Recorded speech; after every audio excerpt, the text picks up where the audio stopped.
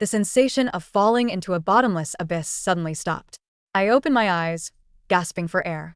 In my arms was a warm, fluffy ball of fur. Nugget, my golden retriever, was shivering, burying his wet nose into my palm. I was alive. I really came back.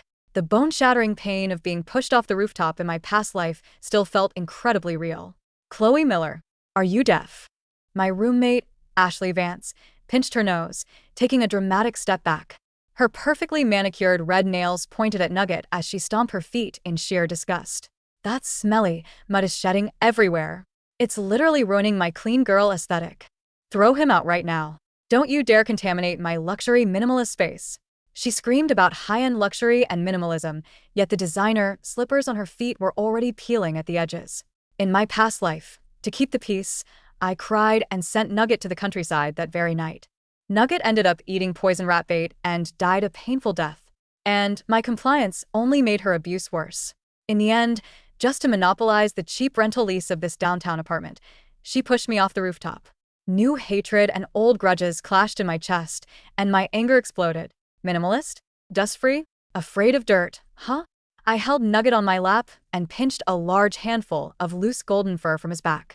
Ashley froze, not realizing what I was doing. In one swift motion, I lunged forward and stuffed the massive clump of dog hair right onto her perfectly made-up face. Ah! Ashley's makeup was instantly ruined by the wet dog hair. She doubled over, gagging on the spot. Chloe, are you insane?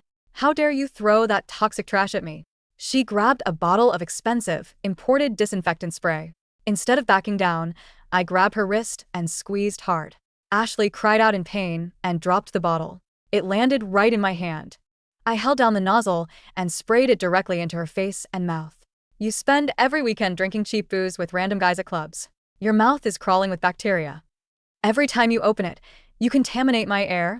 Today, I'm giving you a deep disinfection. Ashley covered her face, screaming, "You bitch. Tomorrow I'm throwing all your shit onto the curb. Throw my things out." I sneered. I turned around and kicked open her bedroom door, the one she never allowed anyone to enter. Inside, the floor was littered with dirty underwear. The trash can was overflowing with moldy takeout boxes. This was the minimalist luxury oasis she bragged about on Snapchat. I didn't waste any words. I walked straight to her bed.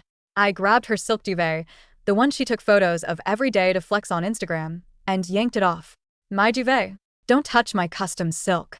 Ashley crawled in, trying to stop me. I dragged the duvet into the bathroom and stuffed it into the washing machine.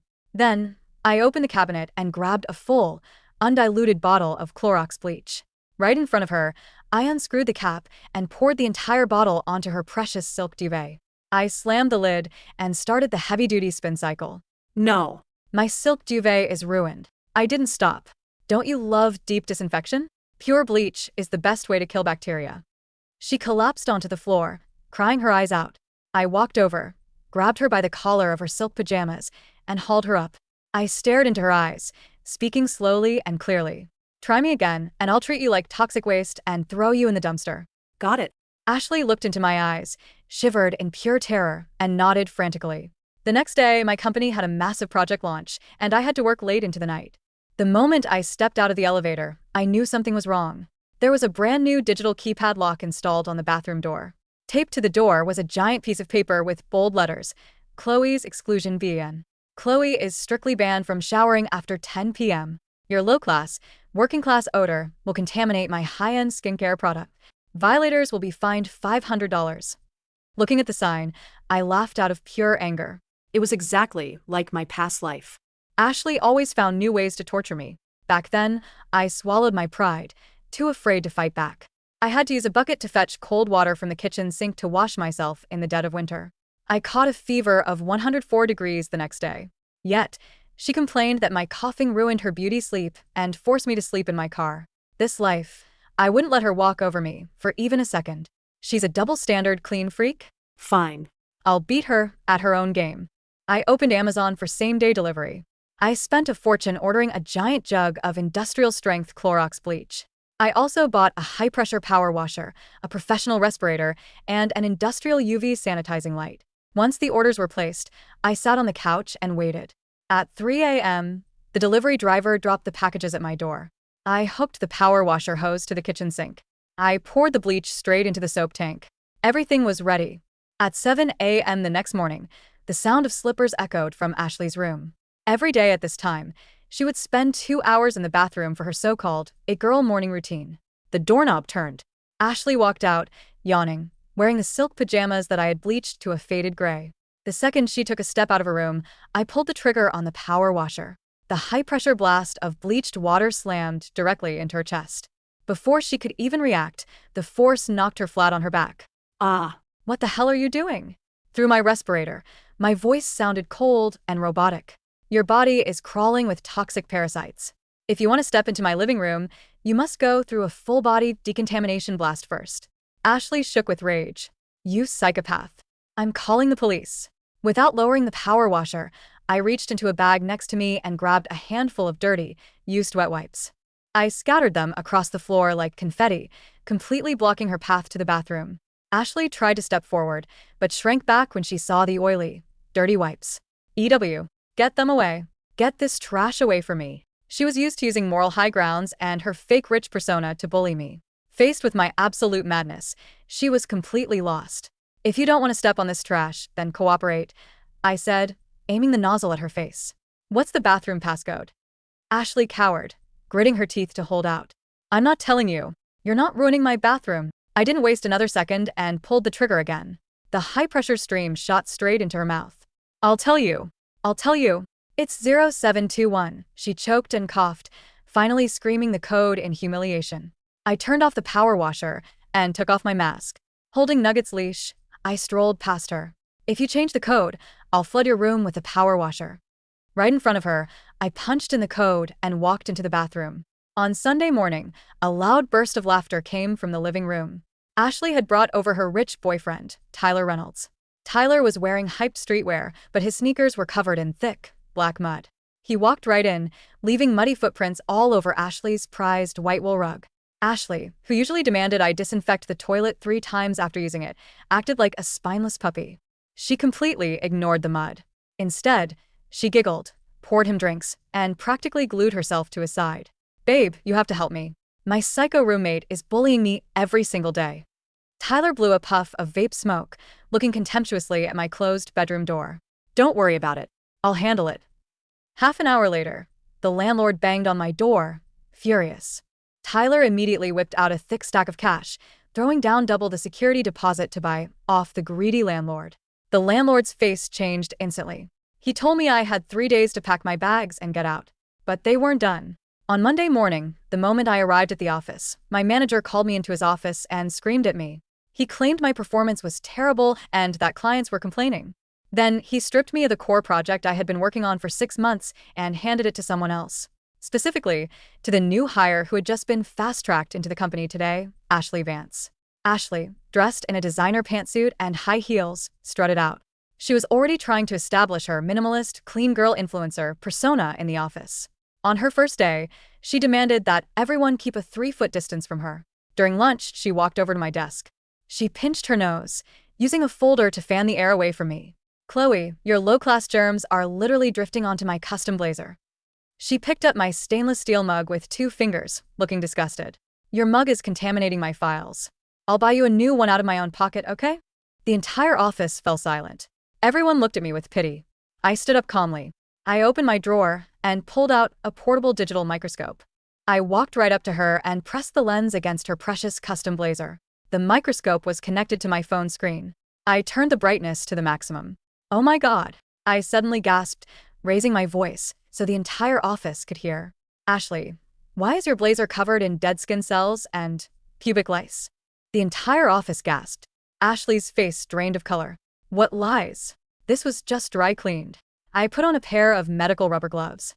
Taking a pair of tweezers, I reached into her lapel with precision. I pulled out a coarse, curly, yellowish hair that definitely wasn't hers. I held the hair high for everyone to see. "Clean girl? Dry cleaned custom blazer. Which guy's hair is this? You didn't even shake it off before wearing it to work." Before she could speak, I pulled a giant bottle of disinfectant spray from my bag. "Everyone back up. She's a walking biohazard." My coworkers scrambled away from her like she had the plague. When I got home after work, it was pouring rain. The moment I got to the building, I saw all my bags thrown into the muddy driveway. The landlord had already changed the locks. And my golden retriever, Nugget, was chained to a wet bush by the security guard, shivering and whimpering in the freezing rain. Job stolen, apartment gone, dog abused. A triple threat of misery slammed down on me. Tyler stood under the awning, his arm around Ashley's waist, looking down at me in the rain. "Keep fighting us, loser. You're just a broke bitch at the end of the day." I didn't say a word. I picked up Nugget and took him straight to the best 24-hour pet hospital to board him. Then, dragging my soaked luggage, I checked into a cheap motel. In Tyler and Ashley's eyes, I had completely lost. But this was just a strategic retreat. The trap was set. On Friday night, the company held its grand annual gala at a 5-star hotel. Since the company was in the middle of a major IPO audit, everyone was there, along with several high-profile venture capitalists. Ashley wore a plunging designer gown, arm in arm with Tyler as they made their grand entrance. "The air here is so stuffy. It's nothing like the crisp air in the Swiss Alps," she complained loudly. Tyler sat at the VIP table, laughing and drinking with the CEO. Halfway through the night, Tyler put down his glass. He announced loudly that he would invest $5 million into the company on one condition. The CEO had to fire a unprofessional, toxic employee immediately. Me. To secure the investment, the CEO immediately called security to throw me out. "Chloe Miller, pack your things and get out. Our company doesn't need people like you." Ashley sat next to Tyler, smiling victoriously. Just as the security guard stepped up to grab me, I kicked over the massive champagne tower next to me. At the same time, I plugged an encrypted USB drive into the control room computer. With one click, the massive high-definition LED screen in the ballroom lit up. The first gift was for Tyler. The screen displayed clear bank statements and contract screenshots. It showed the rental agreement for the luxury car Tyler drove tonight. It showed his forged asset documents used to get high-interest loans from loan sharks. It even showed text messages of him hiring actors to play his wealthy parents. The crowd gasped. The CEO's smile froze. "Turn it off. Turn it off now. This is fake," Tyler screamed. I ignored him and opened the second file, a special gift for Ashley. It was a compilation video of Ashley's clean, minimalist life, filmed by a private investigator. The background was a disgusting, cheap room in a rundown trailer park. In the video, the glamorous Ashley was squatting on the floor. She was using a dirty plastic bucket, the same one she used to wash her underwear, to cook cheap instant ramen. Then, the scene cut to her walking down the street. She reached into a public trash can, pulled out a discarded, broken lipstick, wiped it with a tissue, and applied it to her lips. This video was the result of a month-long surveillance I paid for. Looking at the filthy reality on the screen, and then thinking of her usual clean freak behavior, the executives and co-workers were horrified. Several female co-workers actually gagged and ran to the bathroom. I picked up the microphone, my voice echoing through the speakers. "Your entire minimalist luxury lifestyle comes from trash cans. You are a walking petri dish of bacteria." Ashley covered her head, screaming as she tried to smash the screen. "It's fake. All of it. Chloe is just jealous of me." The CEO was furious. The $5 million investment was a scam, and now his company's reputation was ruined. He slammed the table. "Security, call the police. Investigate these two frauds." Tyler and Ashley were pinned to the red carpet by security guards like wet dogs. I watched them struggle, thinking my revenge was complete. I turned to leave. But suddenly, Ashley broke free from a guard.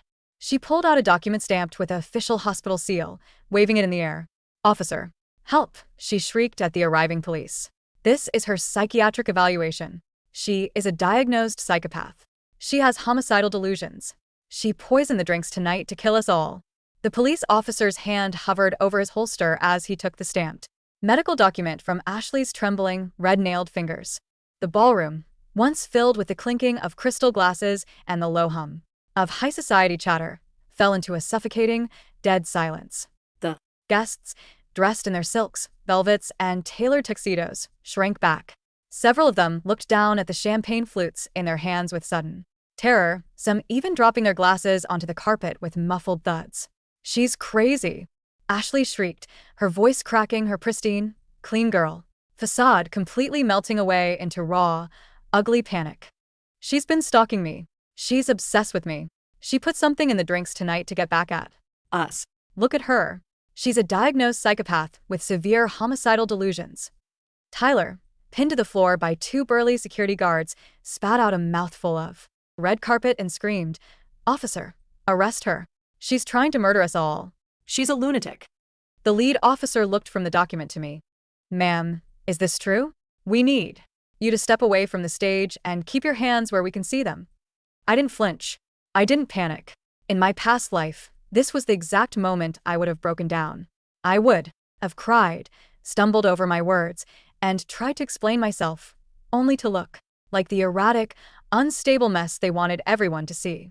But this wasn't my past life. I had lived through the cold pavement. I had felt my bones shatter.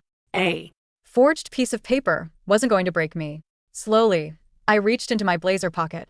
The officers tensed, but I only pulled out my phone and tapped the screen twice, sending a new command to the control room. Officer, I said, my voice echoing clearly through the microphone I still held. Before you take that document at face value, I suggest you take a closer look at the signature and the hospital seal. The officer frowned, squinting at the paper.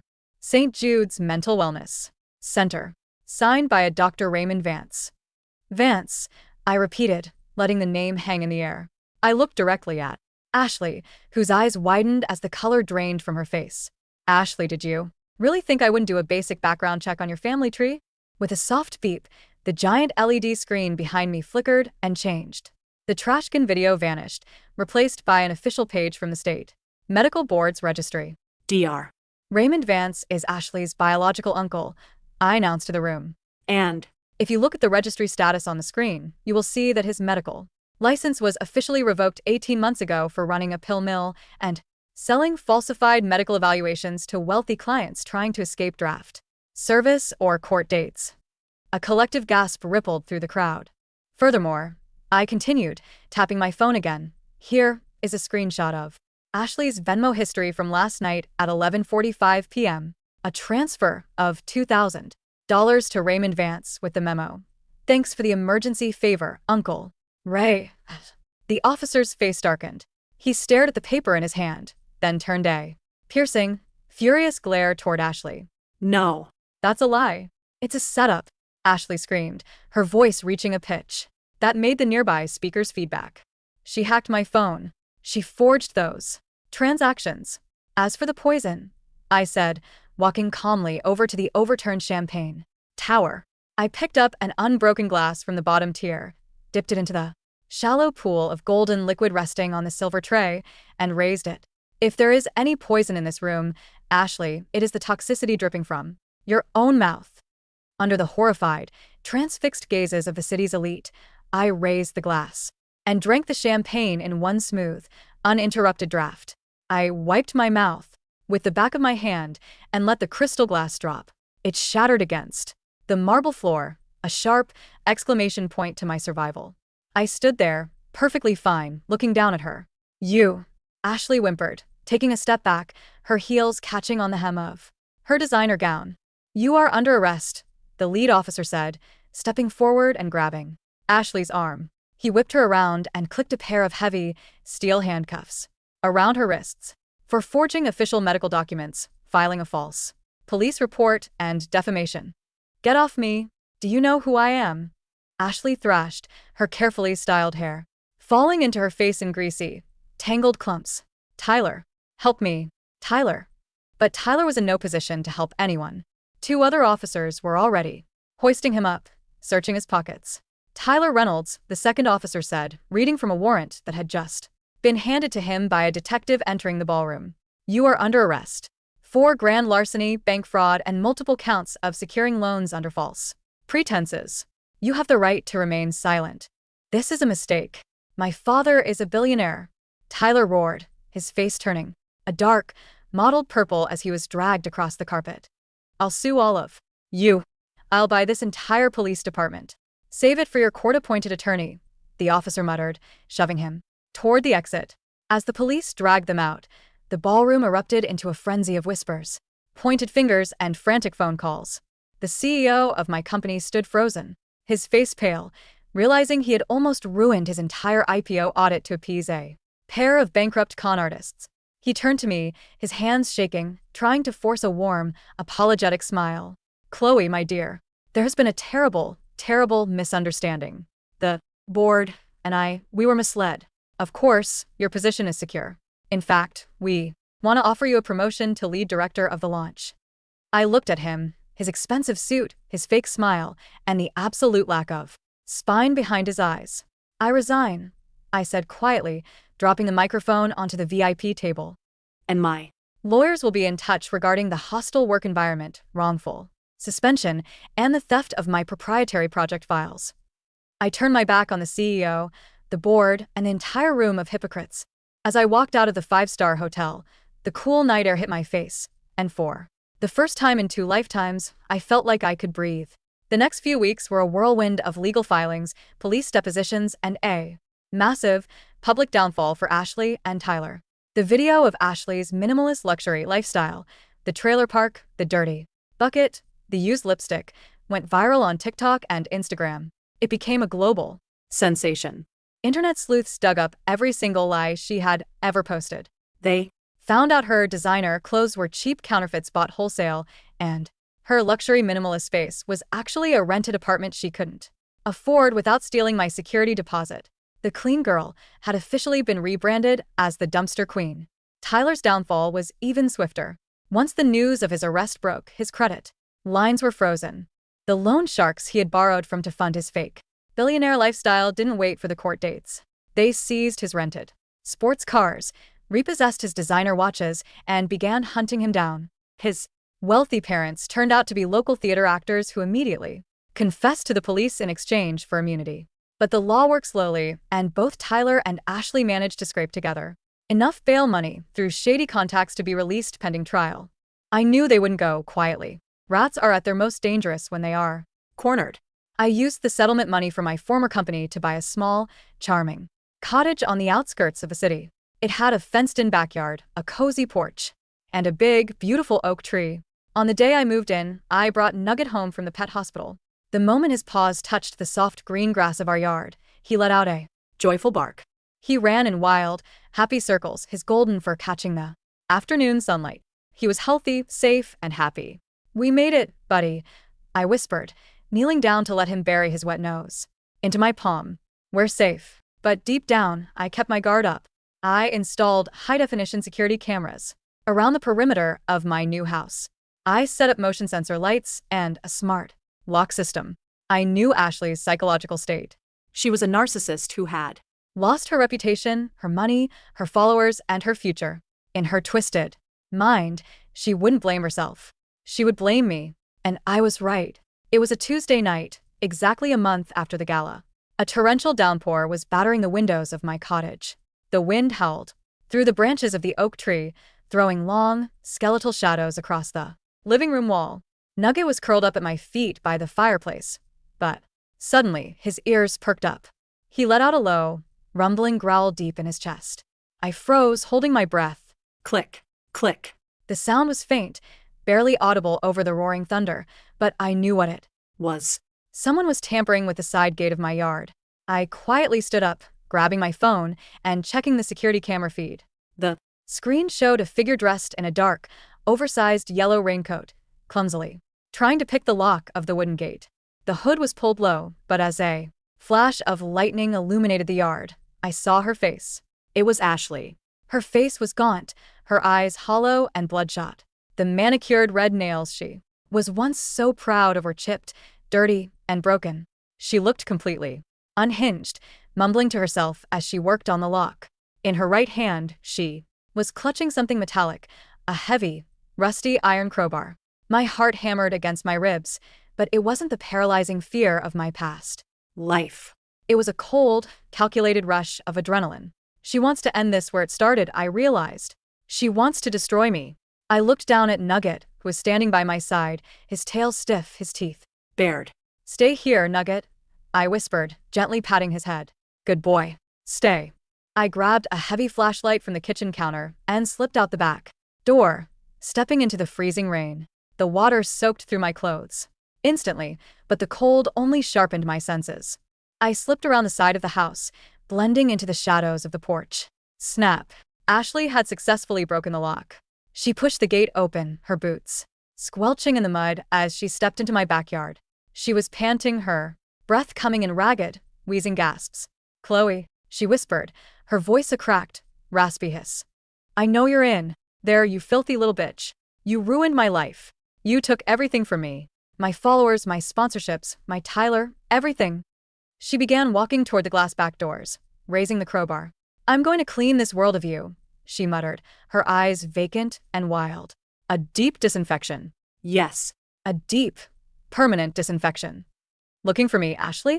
My voice cut through the sound of the rain. Ashley spun around, her boots skidding in the wet mud. When she saw me standing near the edge of the porch, a hideous, twisted grin stretched across her face. There you are, she whispered, raising the crowbar. There you are, you parasite.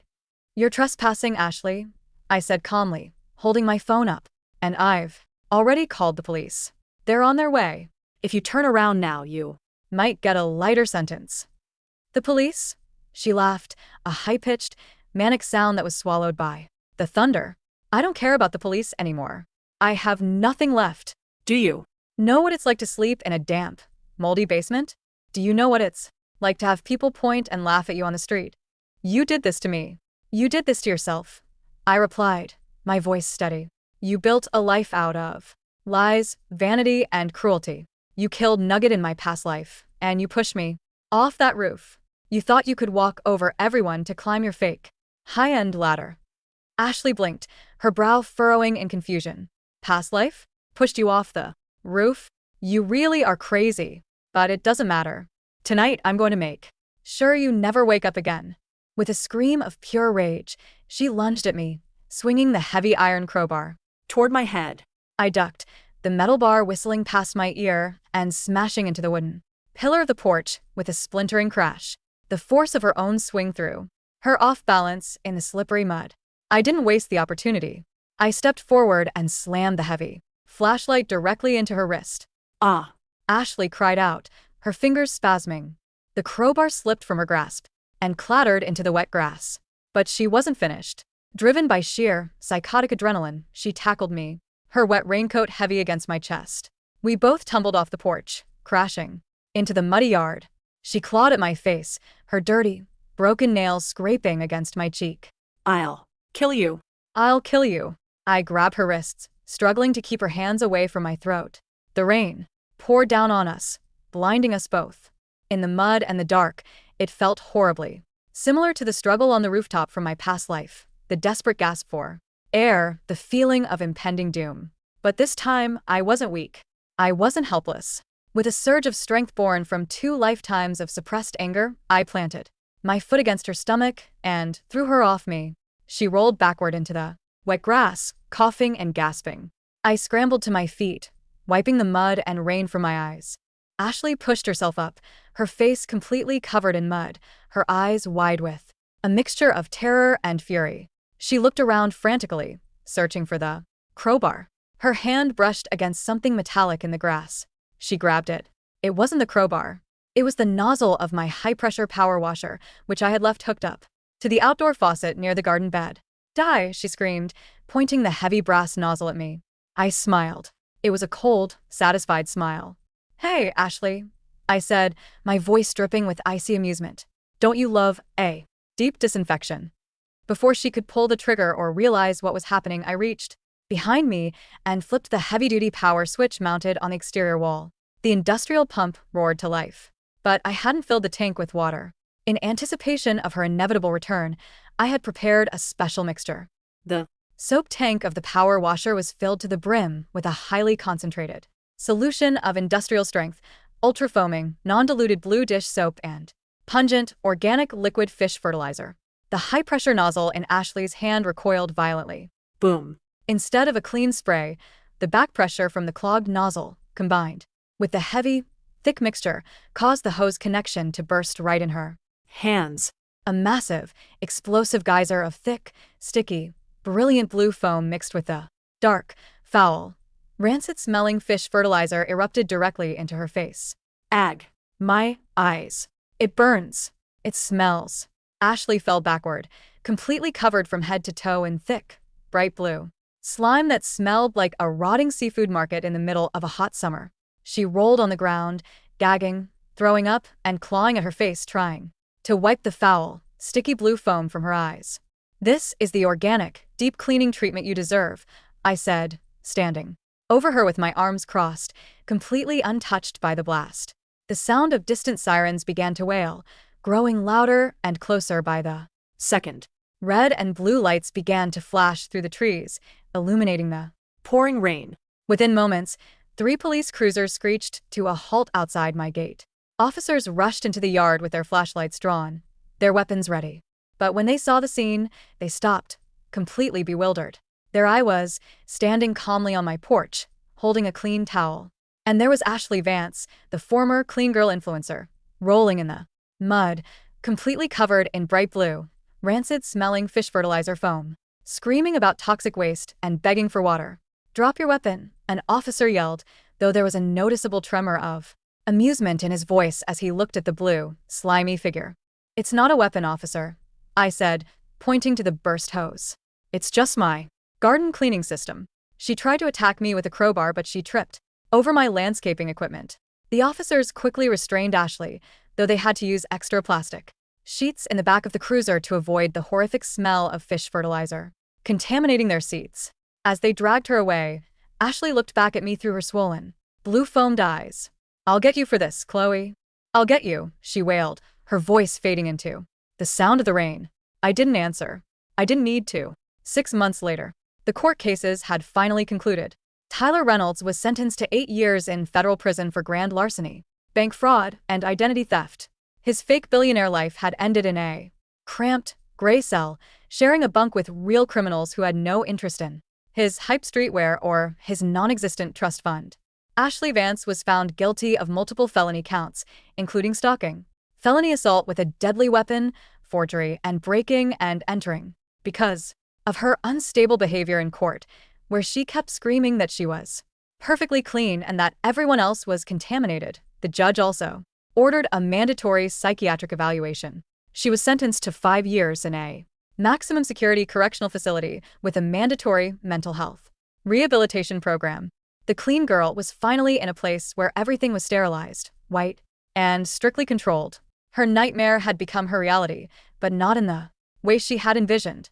As for me, I stood on the porch of my cottage, enjoying the warm morning sun. The air was fresh, carrying the sweet scent of blooming jasmine from my garden. A soft, warm weight leaned against my leg. I looked down and smiled. Nugget was looking up at me, his golden fur gleaming, his tail wagging lazily. He let out a soft, contented sigh and rested his chin on my foot. I picked up his favorite tennis ball and tossed it across the green lawn. He chased after it, barking happily, free, safe, and loved.